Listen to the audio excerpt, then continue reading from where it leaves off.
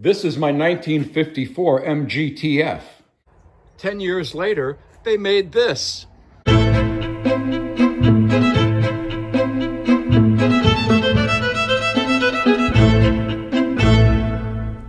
Welcome to another edition of Robert's British Cars.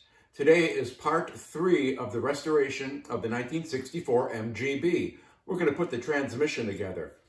Before I do that, I want to mention 2 things. First of all, when I put the U-joints in the drive shaft, I left out a little detail. Let's revisit that subject. The universal joint should move smoothly in all directions.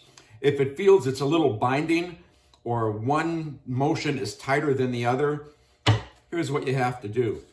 Here's the vise. Put it in the vise, resting right here on the yoke, okay? Get your hammer and tap it here, like that. What that's going to do is take this cap and push it against the spring clip. Do the same thing on the other side, and that extra clearance should give you a nice smooth motion. Secondly, I want to mention, how much is this costing so far? I have notes. So I found this car in the woods in Washington State, where it had been in a tent for 22 years. The cost of the vehicle was $1,400. It cost me another $200 to bring it home. And since then, I have spent $957.49 on parts, which brings the total investment in this project so far to $2,557.49. That's where we are so far. Okay, let's put that transmission together. Now, where is that transmission? Here is the transmission, and here's all the parts we're going to need to assemble it. Let's take a closer look. Here's a brand new throwout bearing, the collar that holds it, the rubber seal, a new bushing, a new bolt, and of course, a new pin. Here is the front input shaft cover. It's going to get a new gasket, a new seal, and of course, these are the nuts and washers that hold it in. Here we have the stay rod, along with new rubber grommets and bushings. This is the side cover. It's going to get a new gasket, and there are the bolts that hold it in. This is the speedometer drive. It's getting a new gasket. Here's the little bolts that hold in the top plate cover.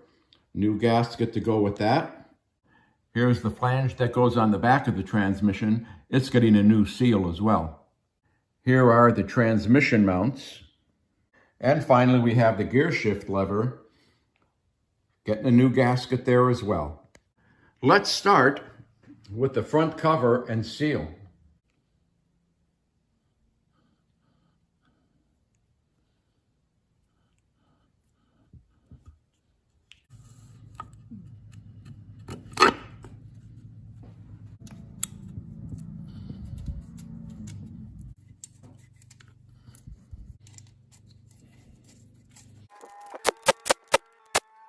Next, we're going to put the throwout bearing together.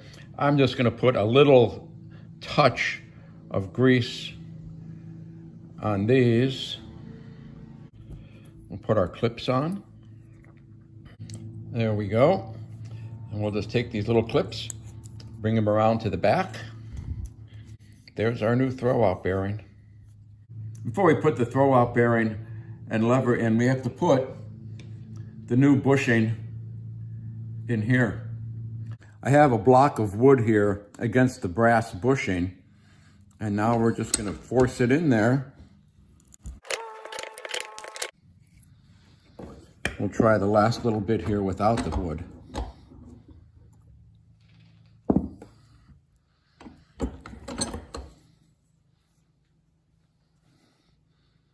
Okay, we have the bushing in. With the bushing in place, you can see how nice the new bolt goes in there. And that's a nice tight fit. Here's the new bolt. Here's the old bolt. I hope you can see the wear on the old bolt. It was a little sloppy, and you know, we're in the transmission. Let's replace all the worn parts with nice new parts. The fun part, getting this rubber boot around this lever. This is not going to be easy. But we shall persevere. Because I'm retired and I have nothing else to do all day.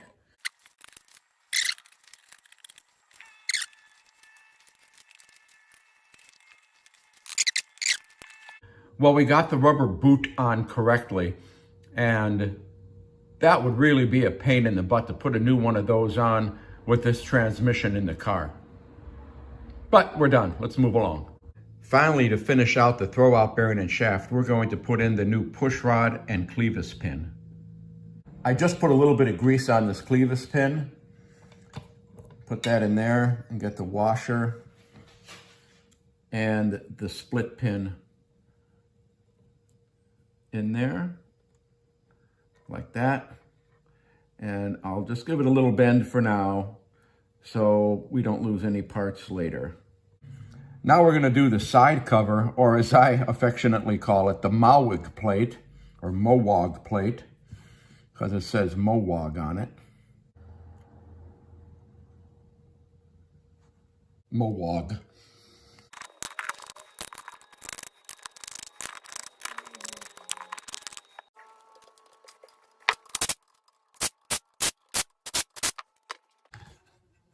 Top cover.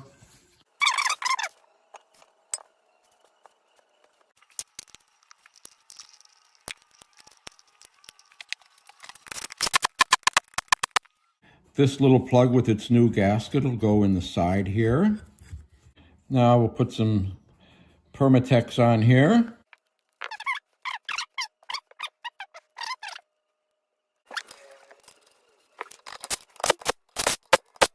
This is the flange that attaches to the drive shaft. That's going to go on there. The seal goes in there, and it seals against this nice shiny surface. When I install a seal, I get a little bit of oil and I put it around where the seal slides in. It makes the seal slide in a little bit better. And I'll put a little bit on the outside of the seal as well. There we go. And then, since I'm oiling, I'll also put some on the collar here. It'll slide together better. Let's try to fit the seal in here. Now, I'm pushing it in as hard as I can to try to get it square. And now I have to hit it in. I really don't want to hit the seal. Okay, so I'm going to use the old seal. Remember that one? And I'm going to use that to hit in the new seal.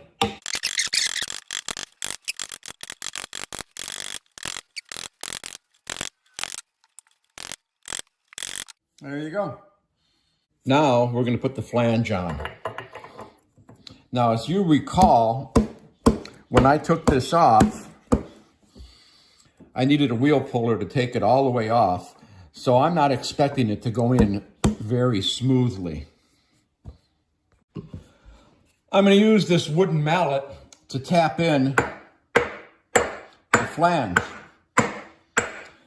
Just a point of reference, if you don't think that you can hit very hard using something made of wood, let me introduce you to my Italian mother and her rolling pin, or Sister Teresa and her ruler. So as you can see, we have that pounded in far enough for me to get the lock washer and the nut on. As you can see, I've got my 1 1/8" socket, and I've got my bolt. So we're going to put that in there like that, and get the pry bar in position and snug it down. There's 65. So here's our drive. There's our gasket going on. Here's our drive going in. And we're going to take that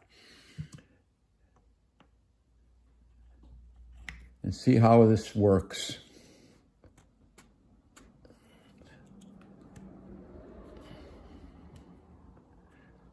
I'm going to use this little screwdriver and put it in the speedometer drive just to see if that sprocket turns. And no, it doesn't.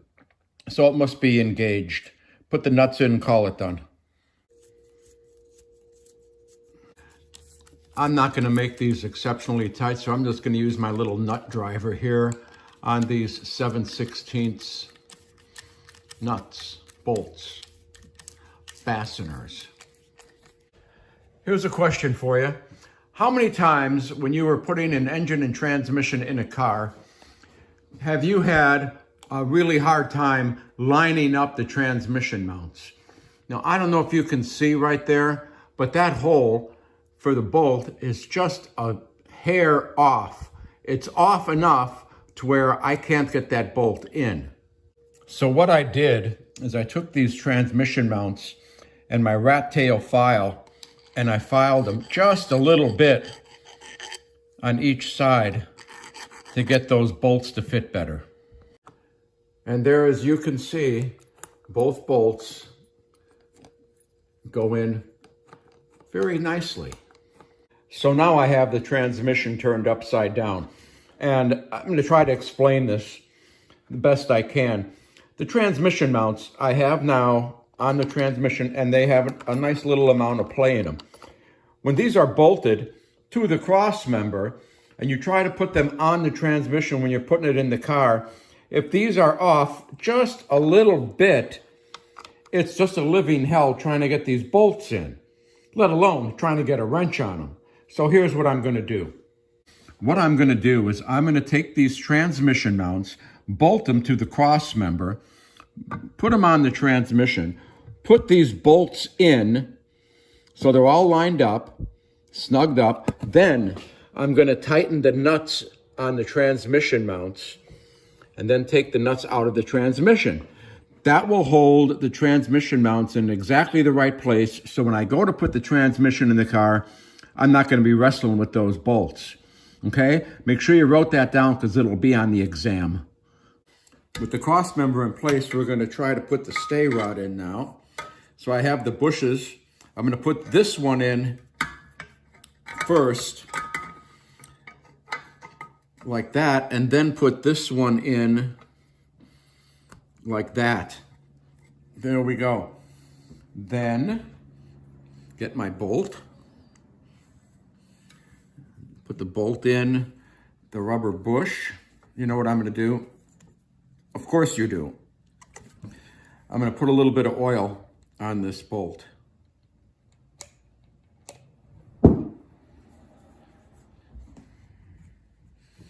So it'll slide into my rubber bushes. There we go. Here's the bracket that goes on the back of the cross member. Here's a new rubber pad. The square on the back of the rubber pad goes in the bracket. The other square goes on the other side of the bracket. The spacer goes through the pads. You have one metal bracket that fits this way on one side, and one that fits this way on the other side. Then this goes on there,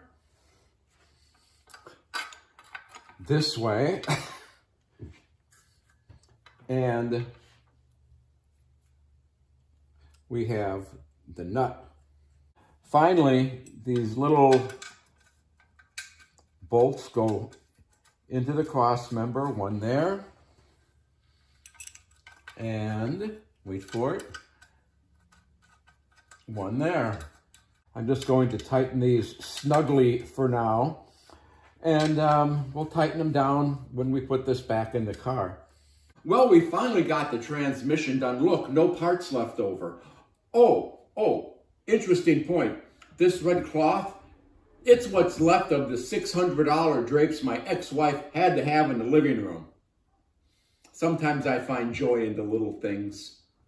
So here's a final shot of the transmission, and we mated it up to the 3-main bearing MGB engine that came with the 64.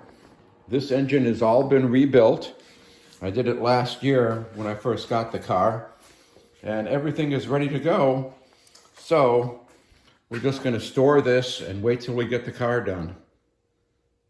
To keep up on the restoration of the 1964 MGB, be sure to subscribe to Robert's British Cars.